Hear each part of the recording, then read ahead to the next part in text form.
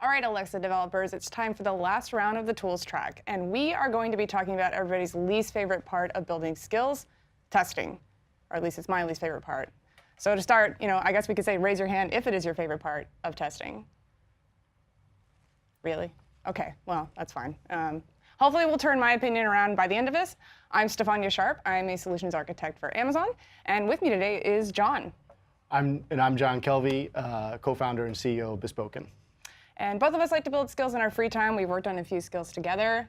My focus is on gaming, so I get to build skills with game developers as they try to extend that experience. I personally like working on tabletop gaming, so making my Dungeon Master experience a little bit easier using Alexa. And you are actually from Peru, so... Yeah, I build a lot of things related to llamas. That's one of my hobbies. So. Llamas and some, alpacas, llamas, a few shirts. Mountains, that type of thing. Yeah. All right. Well, I learned recently also that not only are you from Peru, but you are a huge fan of classic movies, and you like to watch, or listen to, sorry, not watch, different podcasts about classic movies and trivia around that. Absolutely. So I decided to, real quickly, yesterday, create a skill for you to kind of test our knowledge. I was adding in multiplayer last night, didn't quite get it finished, but I wanted to go head to head eventually. But I was hoping you'd play with my skill a little bit, try it out, and maybe you can give me some tips on how to make it better. That sounds awesome. All right, so I think you have a developer console up. We can just do a test real quick. Okay. And it's called My Movie Quiz. Yeah, this should be a lot of fun. So what this quiz does is it has 3 different categories. It has people, places, and points in time. So we're testing 3 different areas of knowledge. I am not very good at finding out when movies occurred during history, but I can maybe tell you a little bit about actors and directors. I know you know all of it, so this is my chance to at least maybe dominate in one category. Okay. Eventually there will be multiplayer, but it's pretty simple. It just has a launch request, handles the answers, handles the questions, so on and so forth. So give it a shot. Sure. Open My Movie Quiz. There was a problem with the requested skills response. Okay, well, not quite what I was expecting. It was working yesterday, I swear. I made just a few updates because I was trying to add in that multiplayer. I think it's probably just a small tweak. So I know you are a big fan of testing, as indicated by your raised hand earlier, right, and exactly. You know a thing or two about how to test skills fully. So maybe you can help me fix this one tiny little problem. We can get back to playing. Okay, that sounds like a great plan. Now, I will say, before I dive into testing it, maybe I'll just give a quick overview on how we would approach testing, just to kind of frame how we do it. Tell me more. And so, why do you want to do testing and automation for your skills? This is a pretty common question that we get, and there's a few different types of testing that we're going to go over with you guys and show you here. And then we're also going to take a look at the skill and hopefully figure out what's going on with that. And really, hopefully, you'll come away thinking that testing is easy, fast, and helps you concentrate on the fun stuff. And maybe more of us will be raising our hand by the end. Yes, that's our goal for this session. And sort of the premise that underlies it is that all code is guilty until proven innocent. When I was a developer starting out, I used to write stuff, and I would always look at it and say, why wouldn't this work? And just assume that everything was basically perfect. Basically, years of software development have been very humbling for me. They've taught me just how many things can go wrong and basically how stupid I can be. It's just a constant reminder of Murphy's Law.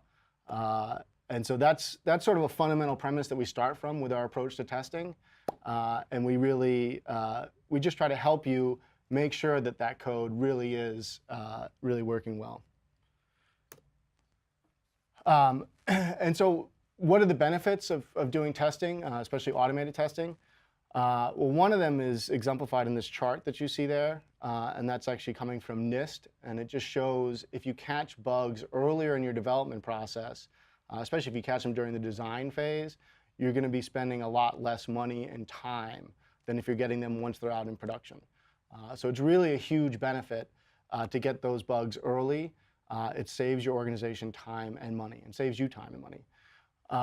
Additionally, it's going to help things go faster, and that's something that we'll show you as we go through this. But it's using unit testing tools, using end-to-end testing, a lot of people think that you're basically paying for quality with time, and it's not really true. It actually can accelerate your development, which is really a great thing, and it helps you get to that fun stuff that we mentioned. So I noticed here that you're showing the software development lifecycle, but Alexa adds a little bit of a curve to that, wouldn't you say, where not only do we have to deal with the normal, does my code run, can the user click a button and it goes somewhere, now we have to deal with, can I anticipate what a user is going to say and manage to route them where they need to go with the right information. So I would even say this chart understates the problems that we run into, especially at the end when skills are about to go live or when they've just gone live. That's when we see the bulk of the errors is, for instance, in my skill, trying to add in multiplayer. My ideal scenario is that you could have 4 players in a game, and testing that is me, one person trying to play the role of 4 people. That gets really tiring. Not everybody wants to do that. And you'll see the biggest errors in that 4-player scenario. It doesn't work at all right now, but ideally you'll see the biggest number of errors in that 4-player scenario where I don't anticipate a lot of users reaching that point. Yeah, and I think it's an excellent point, and that it sort of goes to the fact that we're trying to also minimize the side effects. I mean, if you have built the skill, it's working great, and maybe you ran through that 4-player scenario really thoroughly when you're initially developing it, but then as you're going on, as you're adding features, I mean, it's tedious to do it with 4 players. Yeah, imagine and if I have 30 categories and, there's a sudden death match scenario and there's a John never wins scenario. I have to be able to test 4-player for all of that. Absolutely, and running through all those scenarios, it's easy to break something accidentally. And so one of the great benefits of doing testing in an automated fashion is you can make sure that those things that are working, that they stay working. Right. And if you happen to break them, you'll know right away. So walk me through, I'm used to the normal testing where I want to put breakpoints in my code. I want to ensure that I'm thoroughly testing every single section of my code, but kind of what you're talking about here goes beyond that. It does. And we look at testing in terms of these 4 different layers, and it goes across really the whole development lifecycle. And so at the top level, we have here unit testing, which is for developers, and that's really about making sure that your code is working correctly. But that's just one part of it. Then, for QA people, we have end-to-end testing, and that's making sure that the entire experience is really working well. And so it's a more comprehensive form of testing. It goes beyond the code. It goes to the behavior of Alexa. It goes to the behavior of external services. It's meant to be a really complete system or regression test. And so that's during typically your test cycle. Then for operations people, we provide something called continuous testing. We also refer to this as monitoring. We leverage the same type of approach that we use for end-to-end testing, but then we're running that on a routine basis. Running that every 30 minutes to basically confirm that your skill is still working correctly once it's out there in production. And then finally, we have this additional category, and this is something I think is personally really exciting. It's really a new thing, I would say, for an AI-type platform like Alexa, which is usability performance testing. It doesn't have a clear analog to something that you do with web and mobile. Instead, this is about making sure that that interaction model is really working correctly, making sure the speech recognition, the NLU, ensuring that that's all performing optimally. And it's kind of a new consideration, but it's really an important one for skill developers. Extremely. And I think as we go through, there's some relation to our certification process to trying to get a skill sort of across the line that, a lot of these tools are going to help, and we'll comment on that as we go. So to start, we know my skill doesn't launch. I'd really like to fix that. I'd like to implement John never wins scenario in this skill. I did not put any tests or breakpoints into this skill, so that was kind of bad on me. Also built it in 30 minutes, so there's also that. But what can we do quickly as I'm doing this development to get those errors fixed or uncover those errors in the first place? So that's great. Let's take a look at it. All right, so I've gone ahead and I've checked out your skill here. I have it downloaded onto my laptop. And we actually have this on GitHub as well, so you people at home can follow along. Can see my shame. So we have this is the index.js. This is where most of the logic is. I think it's a pretty straightforward skill, so I'd Just say kudos on that. standard launch request and all of the different handlers for common things like help and error messages. As we can see, the error messages are going to come in real handy at this Yep. point. And then there's the basic quiz handler and the answer handler. So that just handles both delivering questions to the user when they start the skill, as well as how we're going to handle how a user answers. So ideally, I would be handling even unexpected responses. But for this case, we're just going to try and handle exactly what I'm expecting from the user. Okay, perfect. And so we're having a problem with the launch request, and I think we should go ahead and create a unit test for that. I think this is also just a great model for adding tests to your existing code. You know, if you have a bug, you know, you don't have to start off saying I'm going to test everything. Just say I have a bug. Let me identify it with an automated test. That way, once you fix it, you know it won't come back again. So we do only have a certain amount of time for our stream here. So you think we can accomplish this in that amount of time? I think so. I think so. Now, we are skipping a couple steps. We're not going through everything we'd like you guys to see. Things like installing Visual Studio Code. We think that that's really important. We're going to show you some of the benefits of using VS Code, installing our tools, installing the Ask CLI. All that's already set up. We'll have links to all that. But we've got the project. But a standard skill developer that's probably been doing this for a while can, you know, all they have to install really at this point is your tools. Absolutely, yeah. And so we're going to go ahead and we're going to create a folder here. We're going to call it test. All right, simple. That's our standard convention. And then we're going to add a file, and we're going to call it unittest.yaml. All right, still looks good thus far.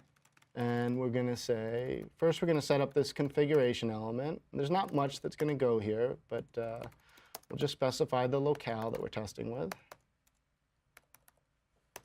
And now we're going to go and specify our first test. Request works. And these tests are written in our YAML syntax. This is a unit testing library that we provide as bespoken. And all we have to do is just basically specify what the intents are that we want to call here. Okay. So we'll just go ahead and type this in. And here we're saying the request that we want to send, and then this is the response that we're expecting. All right. And Let's see what's wrong. Yeah, that's really all there is to it. So now Looks pretty simple. we're going to go ahead, and we've installed our command line here, and we just say bst test, and we give it the name of the file we're going to test.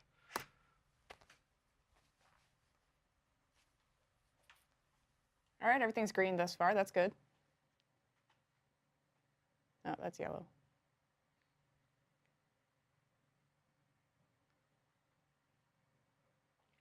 So in this scenario, you don't necessarily know what my launch request response is going to be, but I've noticed you put welcome to my skill.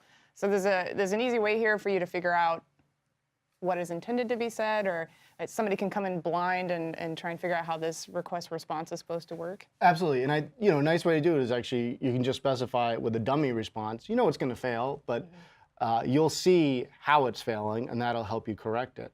And here we have a funny error. I would say this is actually probably our #1 FAQ, which is that this missing region config means that Dynamo, which our skill uses, is not configured correctly on my laptop. Now, there's two ways I could go about solving this. One, I could set up my AWS credentials properly so that Dynamo will run. But for unit tests, what we actually recommend is that instead you use a mock version of Dynamo. It emulates Dynamo running, but you don't have to actually do any of that sort of configuration or deal with AWS credentials. So back to that short time comment. I personally know that setting up Dynamo locally, or even personally within a skill, does take some time. Yep. So you said we were going to get this fixed. So we're just going to go ahead and put in here in our configuration, we're going to say Dynamo mock. That's going to introduce our mock. Okay, so when do I install the software? And then we just run it again. That's it? That's all there is to it. All right. Okay, so this is looking better. Not really. All right, so now we are into the meat of our skill, and we see that there's an error. Line 91. And I can actually just click on this. That's a nice feature with Visual Studio Code. Ooh, I already see what's wrong. And so I think I need to, just looking at it, capitalize this? Is that Capitalized, right? yes. As you can see, there's a lot of references to constants, so many times I'll end up mistyping and not really catching the error. So I did add in the start feature because I wanted to differentiate between the different states of the skill and where a user might be, whether multiplayer or not. Apparently, in my desire to make this a better user experience, I in fact broke the skill. I mean, it definitely happens, and with JavaScript, because it's not compiled, it's easy to have these sorts of errors. Unit testing is obviously a great way to inoculate yourself against those sort of syntactical problems. All right, now it's going to run. All right, so now we'll go back in. We That made is, that quick that is change. the worst confidence voice I've ever heard. It did run. There we go. It failed. It Oh, wait. failed again. Okay, but so now we get into, all right, so I said, welcome to my skill, but we actually got Oh, back. okay. And so now this is a failure in the test, or an error with the test. It's not expecting the correct response. So I'm going to go ahead and take that response there, and I'm going to add that into, oops, no, did that exactly wrong. Copy paste is hard, guys. Yeah, it's All right, let's see it. and now let's run it again. So the nice thing is that I'm not, at this point, the skill's not even deployed. So I can constantly run these tests within my editor without having to worry about, okay, I'm going to wait, X amount of time in order to get the skill live and then test it again with the device. And it opens me up to quicker, faster debugging and picking up errors sooner. Absolutely. And so now, we got this test to pass. That's really fantastic. We see this little check mark next to it. Oh, fantastic. And we see down here 1 passed. So let's go ahead and extend our test a little bit. Let's actually But it works, so we're done, right? I mean, we could definitely say that we're done. It's, You seem very unconfident again. I definitely, to our initial premise that it's guilty until proven innocent, maybe we'll just write a little more to the test and see how it does from there. I think we're going to add a subheader, get people to like tests, and get John to believe in Steph again. That's it's a good subtitle for the presentation. It is. Okay, and so I added this quiz intent. So that's actually going to start our game and get us our first question. And I'm going to try running it again. And let's see what happens here. So I noticed that you've just put a random in there, a catch-all. What is kind of the logic behind that? Right, and so the wildcard you can put in there. You can use regular expressions as well. And so that's actually just going to accept any input at all. And so actually what we see here is because we put a wildcard, it did pass again. Because it's expecting anything. Yep. But then we do see that there was, in fact, an error. Oh, no. And what happened was we had an exception within our code, and then it got funneled to our error handler. And that's good that we had the error handler, right? Right. So, good So job this on one that. doesn't necessarily look like an error. So what the skill does is it uses dialogue management at the beginning of the quiz to solicit the category that the user wants to play, as well as the number of players in the game.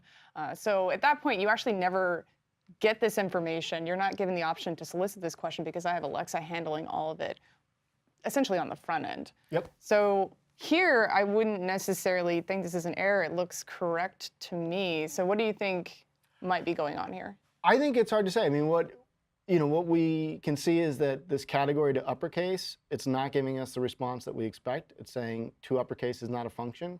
And so I'm just wondering, what is the state of category? What is that? What type of variable is it? And this is where I would, or I think we should fire up our debugger and really see what's happening with it. I am personally a big believer in debuggers. I credit a good part of my success as a programmer to debuggers. Maybe it's because I write too many bugs.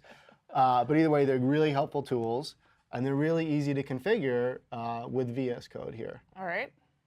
So I'm going to open up our configuration. Now I do already have our debugging configuration ready, but That's very handy. it is handy. It's not hard to set this up yourself. That though. also indicates that you were preparing to show me this, meaning that you already knew the code was broken. So you just let me ask you open that. Yeah, knowing- no, it was just the Boy Scouts principle. We're always prepared for any scenario. I'll remember this. And I expected everything to work perfectly, of course. This demo is going awful, right? As all live coding demos go. And so we have here, we're just saying for our program, this is basically a link to our test binary, BST test. That's easy to find once you have it installed. And then our args, we just say the test that we want to run or the test file that we want to run. And then you might have some environment variables. You can set those as well. It's quite easy to set this all up in VS Code.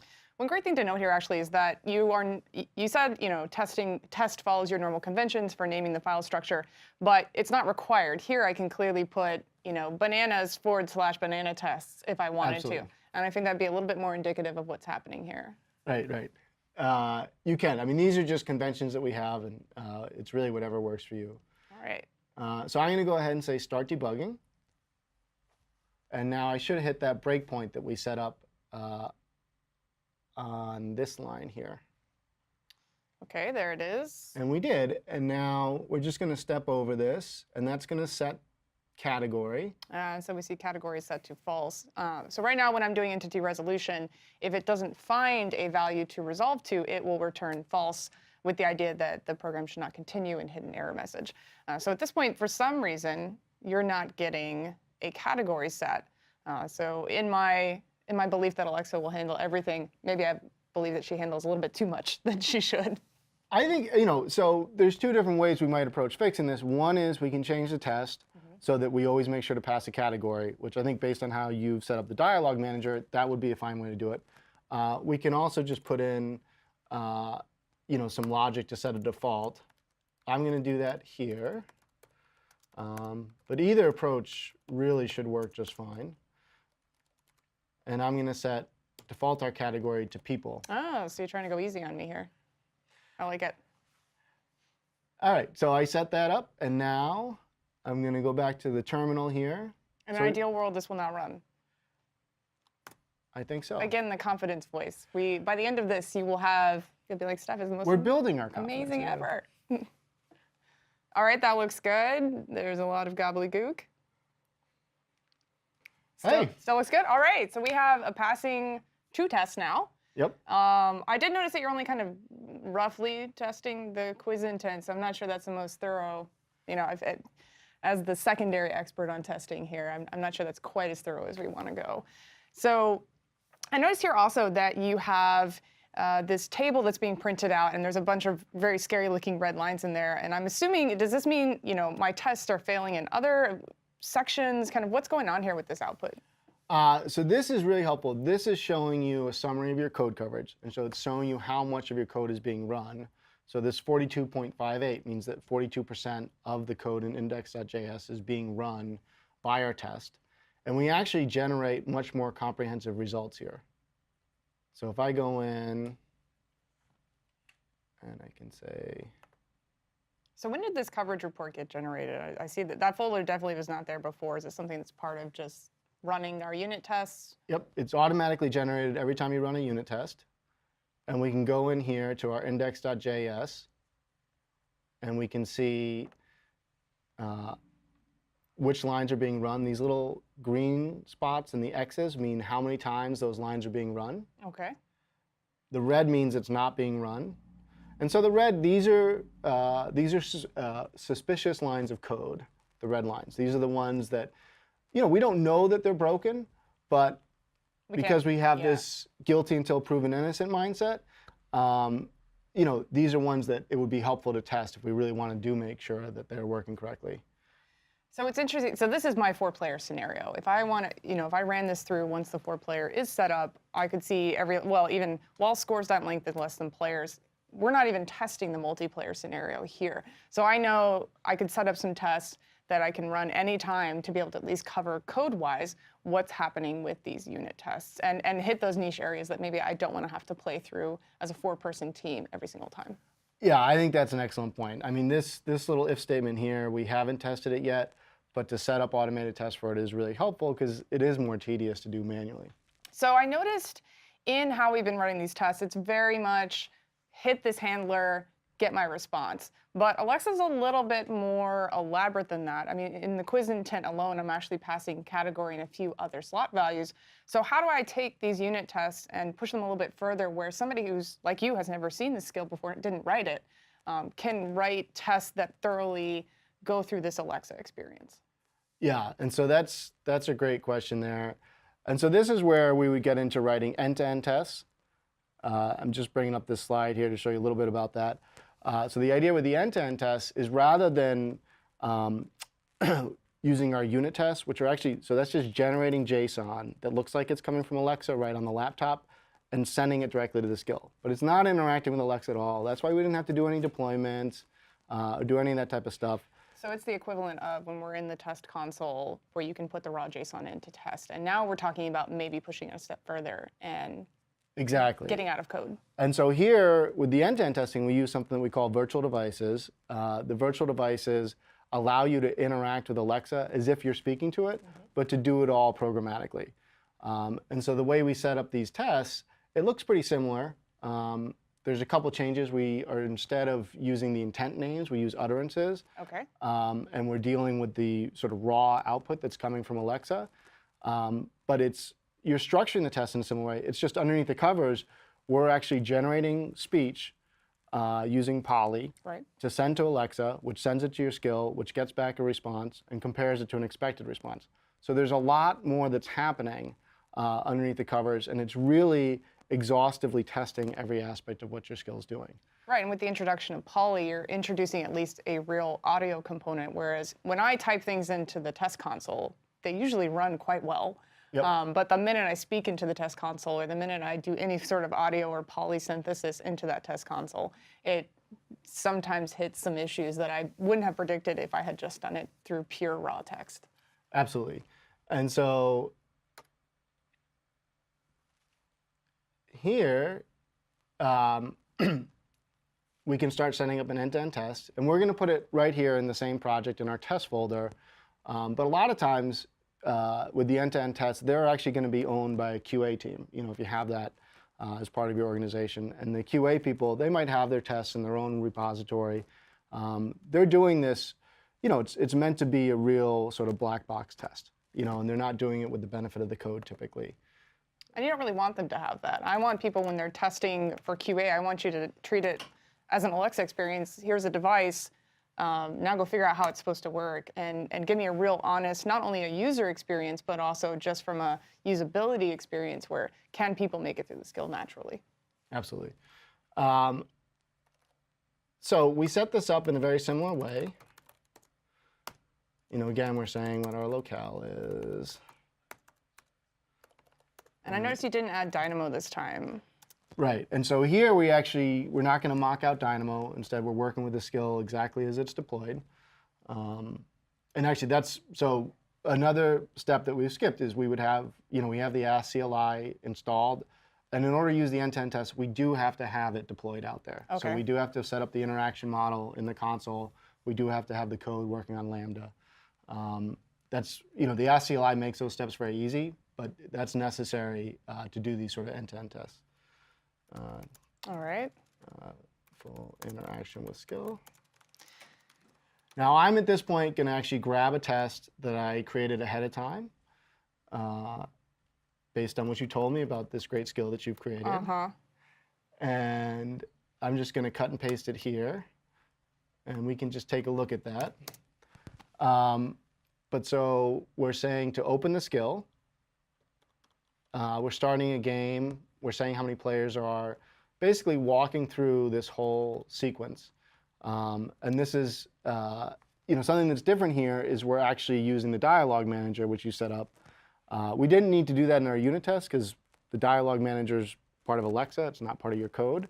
But here we're actually going to be working with the dialogue manager because we are really talking to Alexa. So in this case, we have the utterance that the user says is on the left. What we expect from Alexa is on the right. Yep. And you didn't take into consideration with one player, she does confirm that, trying to make sure that the players and the number of people are correct before proceeding. So it's pretty easy to follow. Is there any way for me to, actually, let's just test it first and we'll see how it goes. Okay, and then one other thing we need to set up here that we didn't set up initially is we have this testing.json file. All right. And again, now we typically have this for all our tests anyway. You can leverage defaults, which is why we didn't need to set it up. But for the end-to-end test, we do need it because we have this virtual device token. And that's something that you can set up when you go through the process of, not only reading the documentation, but also setting up your skill to be able to run some of these tests with the website. Absolutely. And so we'll have links to our docs here, but basically you just go to our website and you can very easily set up one of these virtual devices, and that's what's going to allow you to programmatically interact with Alexa. All right, let's see it. And so I had already created this token, and now I can run my test. So what we're testing here is if the quiz intent works. Yep.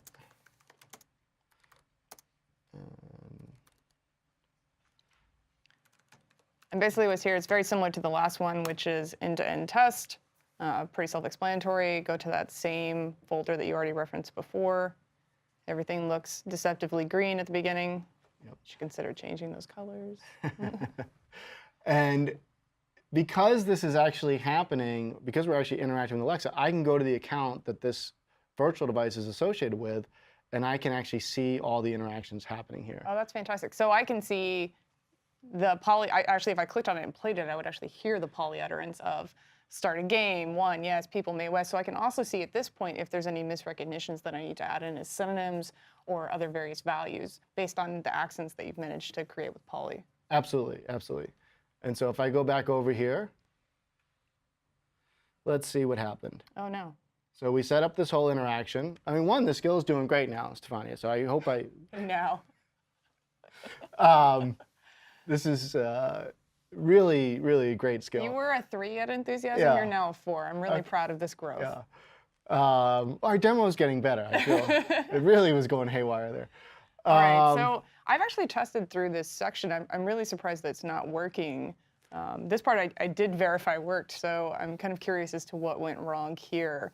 It's not accepting Mae West as an answer, which it should be the answer for this question. So let's see. Could it be something with our interaction model? Let's see. So we want to find our answer intent. Yeah. Here it is. And looking at this.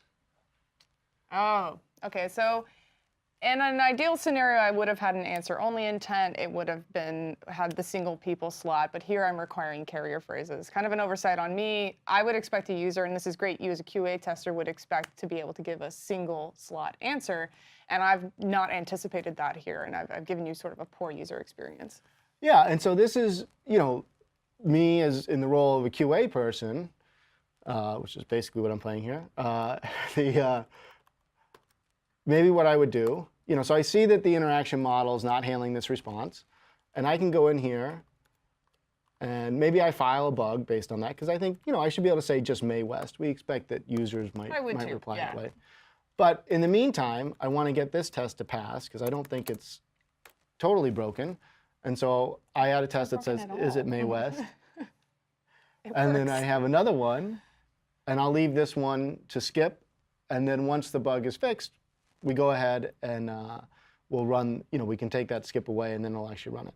So the great thing here is that you're not wasting tests. So say you report, I think the user experience should have these 5 points. You could already have those tests in there. So that means either when you come back to test this again, or when another tester comes along, they can remove that skip, and now we don't have to worry about building these tests in bulk at that amount of time. So it's a really useful feature to be able to store potential tests, or maybe for my multiplayer feature, I can get those tests already set up. Yeah, it is really helpful. And we even see people, they'll tag things against issues and stuff like that. You can go quite far with that. Yeah, so we have the one skipped. It looks like it passed now. So clearly a carrier phrase problem. So at least the quiz section works. Yeah. Now, this is really great, and it allows me to fully test the skill using polyvoices, but let's talk about the scenario that actually landed me here, which I decided to make an update to add in multiplayer last night, and didn't have time to test the code, clearly, caused it to fail. What if I do this with a live skill, where maybe I don't update my Lambda aliases, I'm essentially editing the live skill, and now I push it live, I walk away, I go, have some tea at the local cafe, and suddenly I'm getting just a flood of pings and messages like the skill's broken, I can't access it, I want to be able to beat John consistently all the time at trivia. How do I get those errors sooner? How do I, essentially predict my failure before it hits a couple days later, before somebody leaves a bad review? Yep. So that is also a great question. The approach that we recommend for that something we call continuous testing or monitoring. And it's basically going to leverage the exact same pieces that we use for the end-to-end testing. It's going to run test scripts like we were just showing you. But it's just going to run basically through sort of the happy path of the skill, Right. through those sort of key interactions. It doesn't need to, we have people for skills, they might have hundreds, if not thousands of tests that they're going to run on a normal basis. For monitoring, we're going to run, through these key scenarios every 30 minutes. As long as everything's running well, there's no problem and you're not going to hear anything. Right. So my 5% of users, 4-player scenario, I don't need to test that every 30 minutes or every hour to make sure it's working. So do I need to create a new set of tests for this? Is this something where I'm, on top of the unit tests and the end-to-end tests, I now have another set of tests that I have to write out and use a different syntax for, or can I use what I've already created? No, so you can actually take that exact same test and you can apply that for the monitoring. It'll actually takes about 5 minutes to set up. Oh, fantastic. And then once you set it up, you just, you take the test, you put it into our dashboard, you click enable, and it's off and running, and you basically won't hear from us unless it breaks. And so it's a really nice thing. You don't have to worry about whether or not it's working. You'll get an email if there's a problem. And the rest of the time, you can enjoy your coffee and So not have any if I fear. don't bring my phone with me, I never have to know that it broke. That's true too. All right, so we've talked about the unit test, we've talked about end-to-end testing, and then rolling that into continuous monitoring. But there's one little area we haven't quite touched on yet, and it's a pretty big area that's prone to errors, and you touched on it earlier in talking about the types of tests. But we have a real issue with, there's a wide way in which users will talk to a skill in which they will supply slots and utterances. And right now, the only way to do that is to have somebody individually test every single one of those combinations. And that is actually something that our testers do in certification. They will validate your entire language model. So I noticed you talked a little bit earlier about usability, but how can I leverage that to predict errors in my interactions before those happen? Yeah, I mean, this is really, I think, a really interesting aspect about developing for voice. Your interaction model and the sort of dialogue management pieces, that's as much a part of the experience that you're providing for users as the code. And there's not great tools or practices, or there haven't been great tools or practices for actually testing that and making sure that it's all working correctly. And so what we actually do for that is we provide the ability to take that interaction model, to automatically go through all the different slot values, all the different sample utterances, go through them in different ways. So you can use different speaking scenarios using Poly. We also support Google Text-to-Speech. You can go through different phrasings. So we saw that example with a carrier phrase where it's saying May West versus is it May West. That can have an impact on the performance of the speech recognition, those carrier phrases. So you can evaluate all those different slots, all those different utterances, using these different voices as well as different phrasings completely comprehensively. So you really get a sense about how that interaction model is working as a whole, and identify where there's potential problem areas. So not only can I check, I have 40 utterances with carrier phrases for maybe my quiz intent. I have 3 different slot types. Each one maybe has thousands of potential slot values for that answer type. Yep. I can not only validate that, each of those carrier phrases can work with one of those slots, but I can also validate maybe with the different accents and the different poly voices, I can see where there's some misrecognitions, where I'm going to need to add in synonyms, and I can do all of that without potentially having to involve another living human being to do that testing. Yeah, and that's really a great aspect of it, because if you think about what's involved in trying to test this manually, I mean, it's incredibly difficult. For an individual to do it, it would be just basically prohibitively time consuming. And it's also, impractical to impossible for people to simulate accents. I won't try to do it. You don't want to try an accent right now? Okay. Don't make me do that. It would be embarrassing. Using Poly, you can emulate different accents and different sort of speaking scenarios. You can emulate different background noise scenarios and sort of audio environment things. Additionally, though, something that we support with this is the ability to use actual recorded audio. All right. And this is not something that we see people doing all the time right now. We only have a small number of folks that have leveraged this. But I think if you really want a skill that's behaving really, really well, it's just, there's no substitute for it. Right. For example, let's say you're developing some sort of sports skill and you have a lot of users based in Boston, right? You might be able to find a way with Polly to emulate a Boston accent. I think it's kind of tricky. Instead, you might. It's more work than it's worth. Yeah. Instead, you might actually just go ahead and gather audio from real users from that area. And you can leverage that audio. It basically becomes part of a corpus that you test with and run that through and see how it's performing. And you can tune around it. And so if you're deploying a skill where you know that there's speakers, it could be somebody, with a that's a non-native English speaker, could be people from parts of the country with quirky accents. You can really make sure that the skill is working for those important parts of your audience.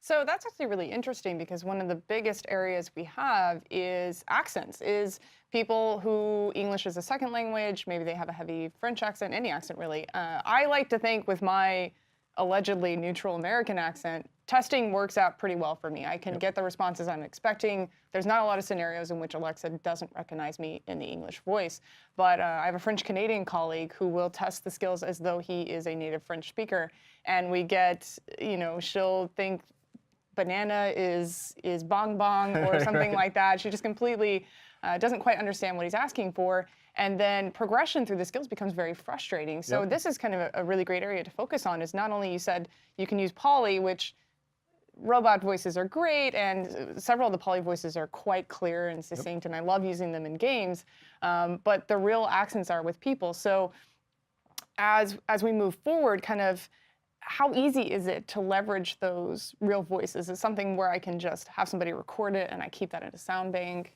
Yeah, I mean, and we've seen people do that, where you just do sort of ad hoc, recordings from people on your own team. But you can also, there's crowdsourced data gatherers out there that'll also help you. And so that's if you really need to scale it. Either way, one of the things that I think is really great with it is to, once you gather it, you're incorporating it into an automated process. And I would say just in general with this stuff, not just the usability performance, but all these things work better if they're incorporated into some overall automation. As you're making changes, either to fix code or make improvements to your interaction model, to be retesting, to make sure that things are continuing to improve, it's really a great practice, and it's going to help you have stuff that's really high quality and accelerate your development process. So how does that lend into maybe new areas? So we've announced different locations or new areas in which Alexa will be expanding. Is it something where I can simply take my translated language model and potentially at least run the unit tests and the end-to-end tests in the work I've already done? Or is it something where you would think it's better that I get some external QA testers that speak natively and have them go through that work? I think the answer is both. I would always encourage people, one of the nice things about using the tools that we have here with generated speech is it's just so easy to comprehensively test things.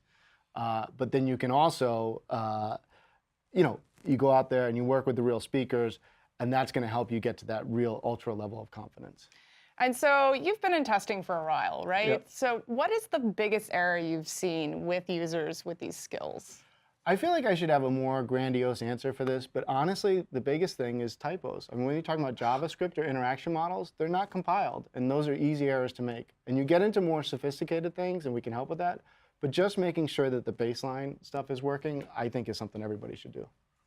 All right, well, that is, hopefully everybody's gone to being somebody that raises their hand about liking testing. I think I might be one of those now. You're not a hand raiser. Yeah, I'm raising my hand. So now you've taken your skills from creating your first skill, adding monetization, adding in different features, and creating robust experiences, and now you've gone through testing. At this point, you should be basically ready to launch any skill at any time, but you can always come and look at our developer materials for more information. Enjoy the keynote, and thanks for hanging out with us.